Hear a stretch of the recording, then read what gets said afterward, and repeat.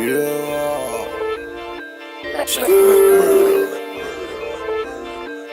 Motorsport, yeah. Put that thing in sports.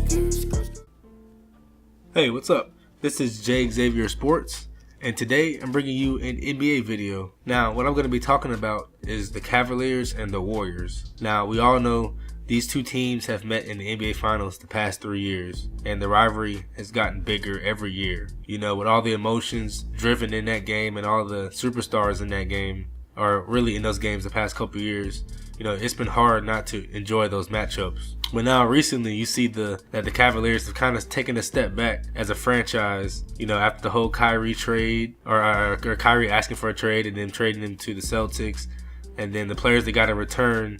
You know, we all thought they were essentially better off, you know, with Isaiah Thomas and getting D Wade reunited with LeBron, and then they had Jay Crowder, and you know, you just thought things were just turning around a little bit, but man, that turned out to be a complete disaster, as we seen in Cleveland. So now, you know, Cleveland was looking for answers, and they ended up, you know, pulling off a trade, you know, with a couple teams, and they ended up getting Jordan Clarkson from the Lakers, you know, Rodney Hood from the Jazz, and then you get Larry Nance Jr. as well from the Lakers.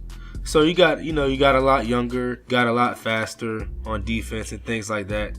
So it was a good thing for the Cavs. Now the Cavs, you know, losers of their, you know, of 13 of their last 20 games before they went on their 4-game winning streak, you know, they needed to change something in their lineups.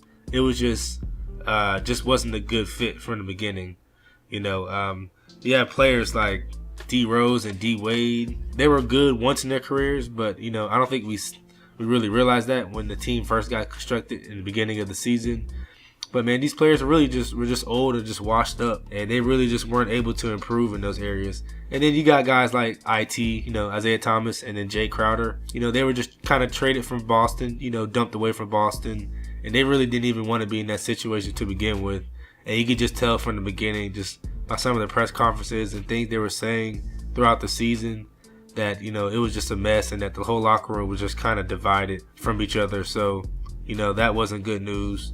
And, you know, the team they had definitely weren't going to be able to keep up with the Warriors at all. It's good that they made that trade. And now that they made that trade, the question is, have we fooled ourselves again into thinking the Cavs are the team to beat now, again in the East? I guess we can all assume that they aren't ready to beat the Warriors yet, but maybe some points I can make here will make you think otherwise. Now, like I said, not only did they get younger as far as the Cavs are concerned, but everybody needs to remember that Kevin Love is also coming back on the team as well. So you add in the All-Star with Kevin Love, and of course the Hall of Famer and LeBron James. You know, if they can get their team, you know, their team chemistry up in time for the playoffs and start, you know, upping up their level of play during the playoffs, maybe this team could be the team to actually derail the Warriors.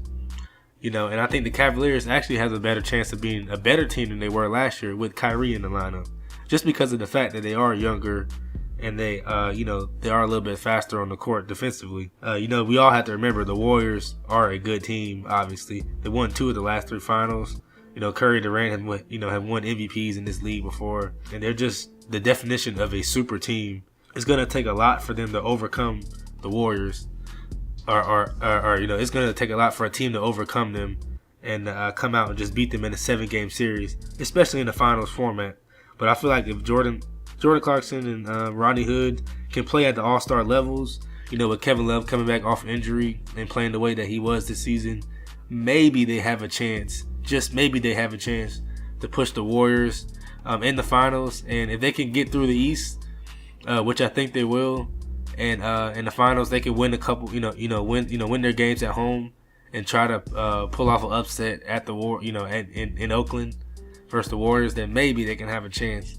But only time will tell. We'll see. But as for now, you know, we look towards the AllStar Break. The AllStar Break's going to be in a couple days. I know teams are gearing up to make that second half push in the NBA season. You know, some teams are going to go on winning streaks. Some teams are going to go on losing streaks. So, you know, it's going to be interesting to see what teams will emerge, what teams will make the playoffs, which teams won't. But I think at the end of the day, you know, it will be the Cavaliers and the Warriors facing off again in the finals. This is J Xavier Sports signing off.